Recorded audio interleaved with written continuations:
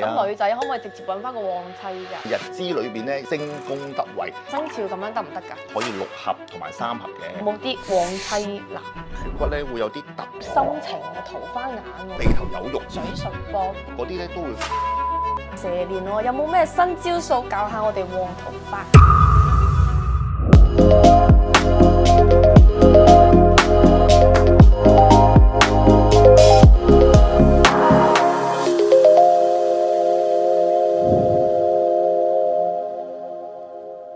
師傅啊，上次咧你咪幫我睇咗咧，話自己有冇咩豪門命啊？咁冇啊嘛，咁諗住冇我就算放棄佢算啦，費事成日咁恨嫁，恨住個豪門。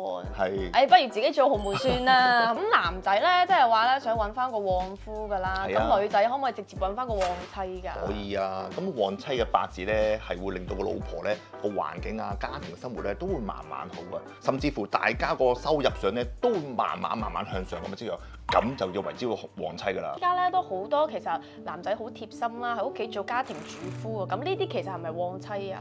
都唔係嘅，只不過個老公咧就比較想愛錫老婆啦，係啦，錫老婆啦，驚佢辛苦啦，煮埋飯啦，咁都係咁嘅。因為事關有啲男性咧都比較中意表演廚藝嘅，大顯身手啊嘛。咁都一齊分擔下啲家務啦。都係嘅，一個煮一個洗咯。咁啱先話旺妻啦，咁喺命格上面有咩特色嘅？旺妻個特色就話睇翻個男命啦，睇翻個男命咧個日柱，因為事關咧我哋成日都講啦，日柱咧就係睇翻自己同埋個老婆啊嘛。咁日支為之個夫妻宮啦。咁好啦，老婆咧喺八字嚟講咧係有個正財星同埋偏財星嘅。如果係日支裏邊咧有見財星的話咧，代表咗係星宮得位。星宮得位代表咗娶咗老婆之後咧，個家庭啊、生活上啊、事業上啊，都會慢慢向上嘅跡象嘅。咁但係你有個條件喎，就會係要睇翻個男命啦，睇冇用啲我身嘅五行，有翻啲我身嘅五行，就代表我去揾錢。俾翻個老婆同埋供養翻個老婆嚇，令到佢個生活富庶同埋個生活條件慢慢向上咯。但如果冇生我嘅五行的話咧，就代表直接我克啊嘛。我克咗個財星的話咧，代表咗嗰個條件上啊，甚至乎生活上咧就會大減折扣啦。明白晒啦，咁好似依家咧有啲女仔咧事業心都比較強㗎啦，咁可能兩個人嘅分工咧就可能男仔退翻嚟守護家庭咁樣啦，咁樣即係比如話家庭主夫咁樣嘅男仔，佢有冇本身嘅一個命格嘅特徵㗎？都有嘅，因為事關咧，如果男命的話咧，代表我自己五行咧係比肩同埋劫財的話咧比較少啲，咁就會比較少男人啲咯。咁所以變得佢個事業心唔係太強啊，甚至乎係自己可以退居後邊啦咁嘅情況咯。即係好似平時我哋話戀愛腦咁樣啦，係咪？淨係顧家，想拍下拖啊，日日唔想做嘢㗎啦。比較上唔係一個事業型嘅男性咯。明白晒。依家如果比如話咧，有個男朋友喺度啦，咁我自己可以點樣睇咧？睇翻佢個八字，簡單咁樣了解啱唔啱夾？呢個好啊，真係啊。旺啫，至少未嫁俾佢之前咧，睇個八字先啦。做下功課啊嘛。係啊，問下佢起下個底，攞翻個年月日時間。係啊，快啲教翻啲簡單啲嘅招俾我哋啦。好啊，嗱，咁啊睇咗男朋友個八字之後咧，睇下會夾唔夾自己的話咧，睇翻個日元先啦。如果日元咧同你去合嘅，即係天干嘅五合，天干五合的話咧，即係甲己合化土，乙金就合化金，丙辛合化水呢個五合的話咧，會令到你同佢咧個夫妻感情係特別和諧嘅。如果個地支都合埋的話咧，要稱之為天合地合。即係你個日柱同佢個日柱兩個都合埋一齊咧，係特別恩愛，甚至乎咧大家個生活上啊，甚至條件上咧，都會慢慢好上嚟。咁啊組合的話咧，夫妻係特別恩愛嘅。咁就真係叫咩啊？天作之合啦，係嘛？天作之合啊！係啊，係嘛？咁如果我哋淨係簡單睇下生肖咁樣得唔得㗎？生肖咧可以六合同埋三合嘅。咁如果咧六衝的話咧，生肖咧就比較上會有少少煩惱咧，都唔係壞問題。所以變咗咧，大家如果係同男朋友好，同老公又好，係六衝的話咧，都唔係太大問題。只要大家忍讓一下，少啲摩擦，都可以和諧嘅。明白晒。咁如果真係睇到呢個男仔個財位好似真係好薄弱喎，咁其實對女仔影響大唔大㗎？都唔會嘅，始終咧，如果個財位咧或者財星的話咧，比較上嘅男命個命盤少的話咧，咁啊睇下咩五行啦。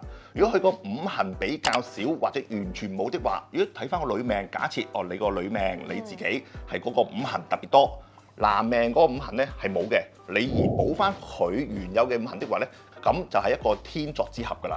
咁如果補唔到點算啊？補唔到睇下咩五行組合咯，係好多種組合，好多種參考性質嘅。咁可唔可以理解為即係各有各做咁啦？都唔係嘅，咁可以睇成可以大家都可以各自去揾錢，而令到家庭慢慢富裕上嚟嘅啫。明白晒。咁如果真係佢相沖嘅話，哎又好中意喎，有冇辦法可以補救化解咁樣啊？大家相沖的話，第一件事就係先去睇下八字命盤啦。大家對八字命盤嘅性格上有啲咩問題？但係啲咁嘅即係有問題的話，其實嚟講性格都係可以改變嘅，係啊。即係如果你又好中意佢，佢又好中意你，咁啊又大家性格上個改善一下咯。即係個假設個男命個性格上比較暴躁嘅，或者比較容易發脾氣嘅，咁都知道自己係咁的話咧，咁為咗大家個家庭又好，或者係另一半都好，改善一下，其實都係一個化解方法嘅。咁師傅，咁有時啱開始拍拖咧，又唔係好咁方便攞翻佢啲八字啊嘛。咁又係嘅。咁可唔可以簡單教我哋睇翻個面相咧？有冇啲旺妻男？咁睇下會唔會旺妻啦，同埋錫老婆先啦。睇翻個男命咯，咁啊睇翻你個男朋友先啦。我哋男朋友如果顴骨高的話，呢個位置有顴骨啦。如果顴骨高同埋突得嚟咧，就冇乜肉嘅。有啲人咧，個顴骨咧會有啲突同埋有啲露出嚟嘅。即係比較瘦啲，冇乜肉嗰啲顴骨咧，嗰啲咧都會比較上係唔太體貼，同埋係會對老婆咧唔係太好嘅。強勢啲啦，強勢啲啦，脾氣唔好咯，冇咁體貼咯。係啊，所以變得即係點會和諧咧？唔和諧咁啊，都大家都點揾錢咧？所以變得呢一類嘅男性的話咧，顴骨高比較肉冇乜的話咧，露的話咧，咁啊比較上係婚姻關係咧都唔係太和諧。咁嗰啲男仔咧有啲眼睛好深情嘅桃花眼喎，嗰啲係咪旺妻嚟㗎？嗰啲旺妻不特止旺埋其他啲女人。咁樣嘅？桃花眼喎，仲旺出邊啲女人。即係唔係淨係望自己嘅？咁除咗眼，咁仲有冇其他地方可以望啊？都有啊，睇個鼻。如果鼻頭有肉的話咧，咁啊代表咧佢富裕啲啦，富裕啲生活就比較好啲啦。生活比較好啲，咪養老婆咯。咁老婆都話個生活就好咗啦，係嘛？條件又好咗啦，咁啊咪變咗感情咪和諧好多咯。咁我睇有啲鼻咧唔單止大咧，佢個翼咧仲比較闊嘅。係啊，嗰啲大得嚟有啲闊，同埋有啲準頭有肉的話咧，咁啊比較好啦。即係事業上又比較好啦，佢會俾心機去揾錢啦，同埋揾到錢就剩到錢。如果佢大得嚟又闊得嚟咧，個鼻窿咧唔係外露的話咧，咁就會剩到錢啦。咁啊整埋粗埋咪俾晒你咯。你都講到鼻窿啦，即係有時好尷尬，我會見到有啲男仔啲鼻毛走晒出嚟㗎。係啊，好似話係漏財喎。係啊，破財㗎，真係㗎。所以咧間唔中咧自己都要修正一下㗎嘛，即係指翻佢咯。應該男仔女仔係咪都一樣？一樣㗎，男仔多啲。女仔係少啲，因為女仔要靚啊嘛。男仔多啲嘅，男仔都會間唔中你會見到啲男性咧都冇乜修剪嘅，所以會係有啲鼻毛露出嚟咧，嗰啲係容易破財同埋容易花費。仲有一個問題，好就係佢哋好似話咧，即係嘴唇薄啲咧係薄情㗎，係啊，真㗎？都係㗎，即係其實薄情咧意思咧，即是話係個嘴唇，男命又好，女命又好，即係比較薄啲的話咧，唔重視感情。即係親情又好，友情又好，或者夫妻關又好，唔係好大期望或者好大即係要求，所以變得咧佢呢一種人的話咧，對自己多啲咯，即係自我多啲咯，所以變咗個感情上唔係太豐富咁解。明白晒，咁我哋都可以知道面相咧，佢係分階段㗎，咁同我哋嘅婚姻啊感情可唔可以對照翻咁樣嚟睇？對照翻應對翻每個位置上中下咁咯，咁啊頭嗰20歲咁啊，上面額頭啦，20至40啦，係中間啲位置啦，40至60咧就係呢個位置。咁我哋係人生咧，就以古代嚟講咧，60歲噶嘛，即係大壽啦嘛，所以咧都係以60為標準，所以20咁啊為之60噶啦。咁即將咧嚟緊就係2025年嘅蛇年喎，有冇咩新招數教下我哋旺桃花？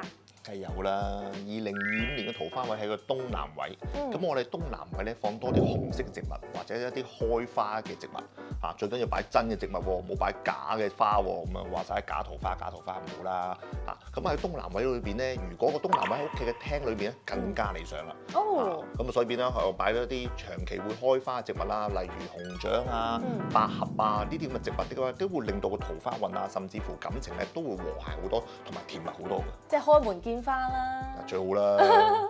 OK，咁跟住咧，如果有更加多嘅問題，大家都可以 follow 翻我哋嘅 WhatsApp，一齊 send 我哋啲問題咧，俾到我哋振雄師傅幫大家解答。咁當然啦，一定要 follow 翻我哋嘅 channel， 繼續咧要我哋振雄師傅幫我哋改運。咁我哋下期見，拜拜。拜拜。好啦，我哋振雄師傅為咗答謝大家長期以嚟嘅支持，多謝支持，係送福利啊！好。點數法咧就係我哋嘅免費算命嘅名額啦，係啦，好簡單嘅。第一，加翻我哋嘅 WhatsApp 賬號；第二，發送我哋嘅八字同埋要問嘅問題俾翻我哋嘅助理，我哋就有機會咧，我哋嘅振雄師傅將會為大家解答㗎。咁每期咧，我哋都會揀一位幸運觀眾嘅，所以大家快啲踴躍嘅添加你個 WhatsApp 啦。係啦，同埋記得 follow 我嘅頻道啦。有問題咧都可以喺我哋嘅節目下邊留言㗎。